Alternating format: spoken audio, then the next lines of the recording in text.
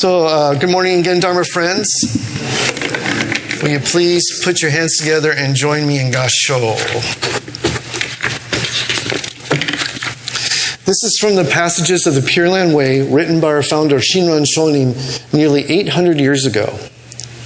How joyous I am, realizing as I humbly reflect that my heart and mind stand rooted in the Buddha ground of the universal vow, and that my thoughts and feelings flow within the Dharma ocean, which is beyond comprehension.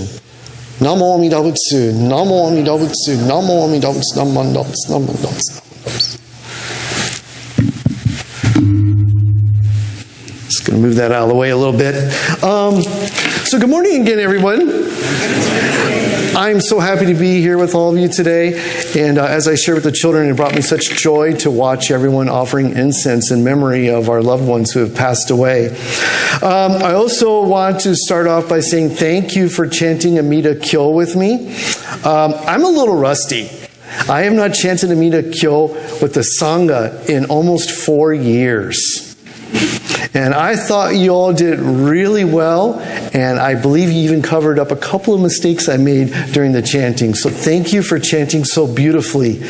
And, you know, it's really interesting to be on this side of things now, because I remember watching guest ministers come to the Arizona temple over the years, and they'd always be maybe just a little hesitant or confused about what exactly to do, because every temple's a little bit different, and this is no exception. So please bear with me as I learn new habits here, and feel free to remind me if I make a mistake or don't do something that you're used to doing. So I will learn, I will get better. So I want to share with all of you today that Karen and I have been here officially, I think it's 9 days now, and I'm going to optimistically say that we're about 75% unpacked in our house. We still have a little bit more to do, but we're getting there, and we're starting to feel really settled in. So it's a good day for me. Today is also a really special day because we're observing both our Shotsuki Hoyo service for the month of July and our annual Hatsubon service. I think most of us are familiar with the monthly Shotsuki Hoyo services, yes? And why we hold those?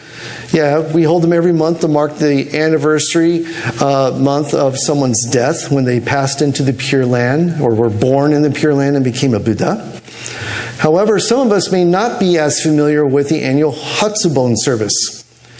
So it's really important to know that a Hatsubon service is a significant observance held for those who have completed this life anytime between the previous Obon and the next.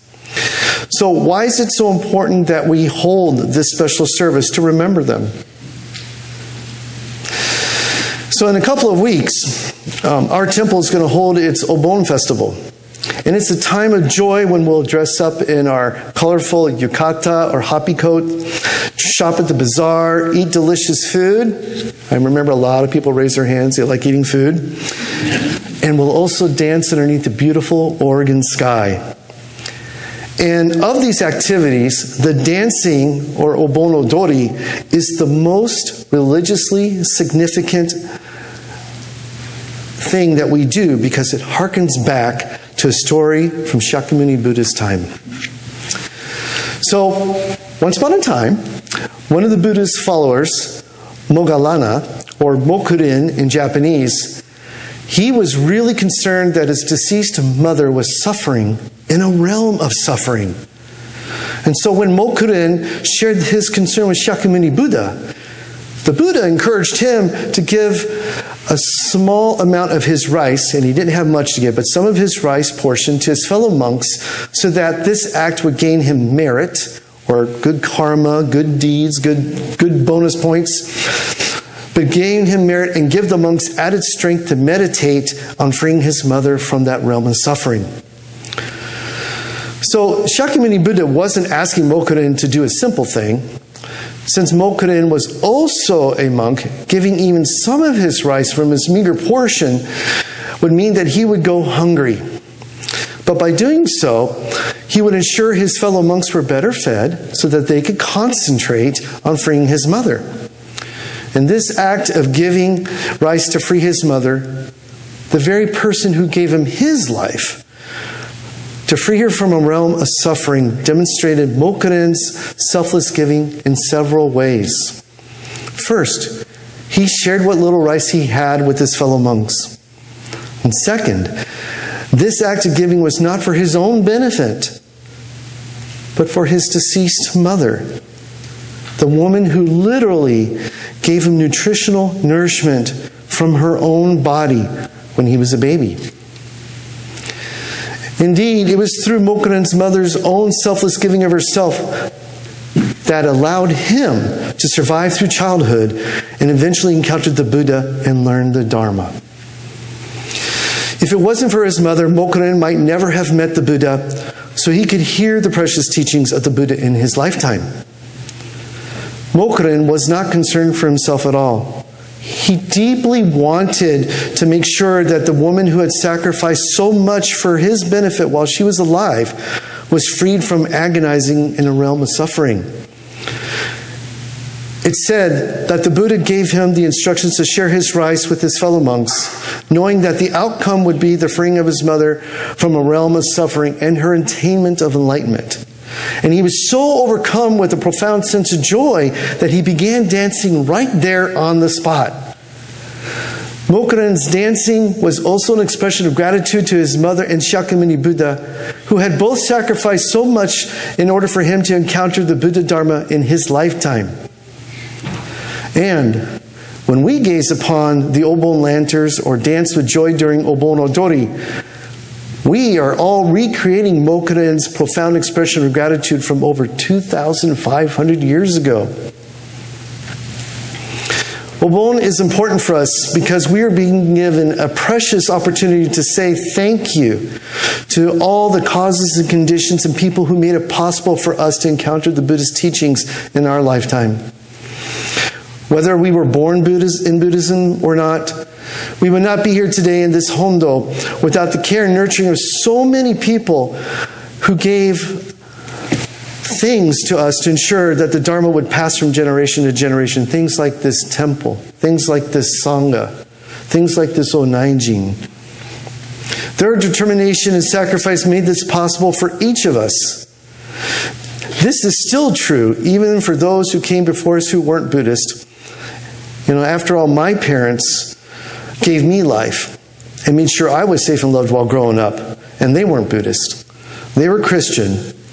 And yet the sacrifices they made during my childhood and the love they gave me are all a part of the endless stream of countless causes and conditions that allowed me to hear these precious teachings myself. And I'm very fortunate now that my parents are still alive, but there are many others who cared for me as a child and as a young adult who are not. But all of them made it possible for me to hear the calling voice of Amida, Namo Amida Butsu. Whether we knew the people we remembered during Hatsubon or Shotsuki or not, and whether they were Buddhist or not, we can always dance with joy during Obon, regardless, because of the efforts they made in the past for our benefit here and now.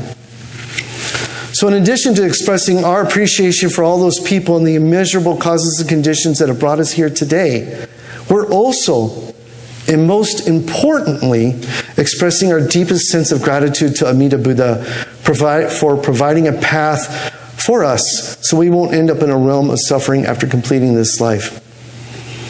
Our founder, Shinran Shonin, clarified this path for ordinary people like us over 800 years ago by sharing the teachings of Namo Amida Butsu that Shakyamuni Buddha taught over 2,500 years ago. It's a really long time if you think about it.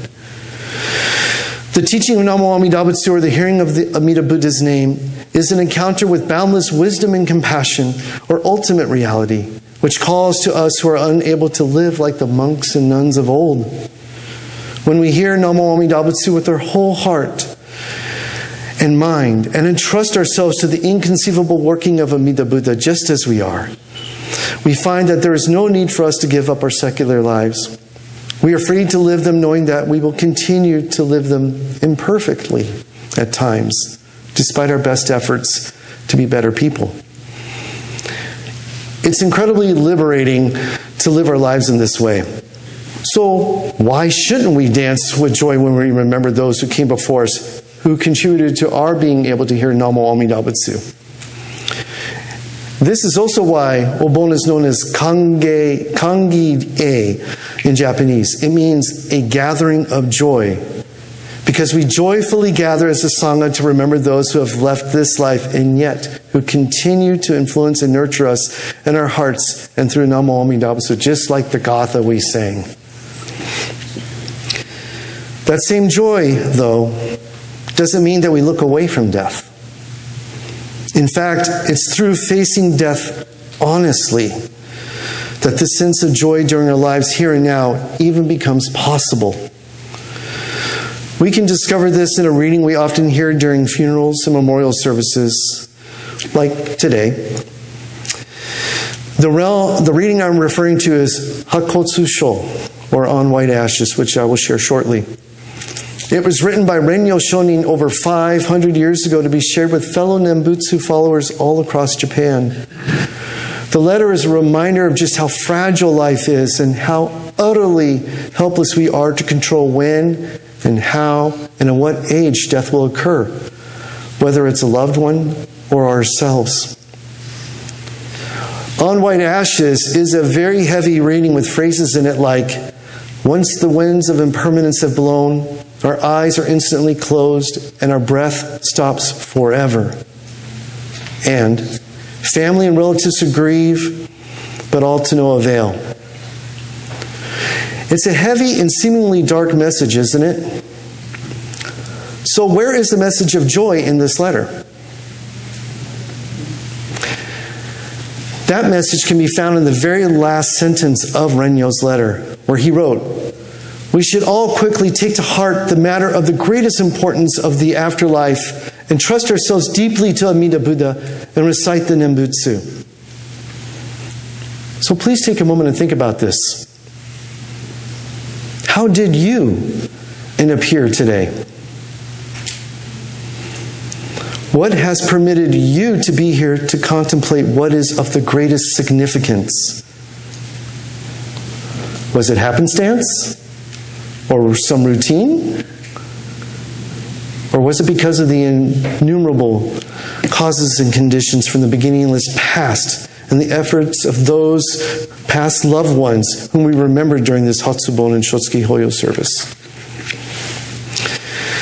I think it's the latter, and I also wish to share with you that as Jodo Shinshu Buddhists, we believe that those who have left this world continue to actively guide and influence us in this life from the Pure Land, nurturing us all to listen to Namo Amida Butsu. And this is why we come to Shotsuki and Hatsubon services.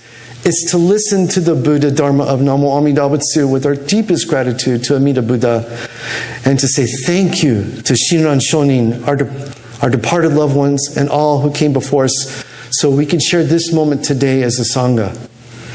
So for me, this is how Renyo Shonin's letter is also a message of hope and joy. And because of this, we are encouraged to dance like Mokuren during Obon, knowing that our ancestors, friends, and many others who have passed away, that they have paved the way for us to be a Sangha so we may encounter the Buddhist teachings in this life together. So thank you so much for listening, and will you please join me once again in Gasho.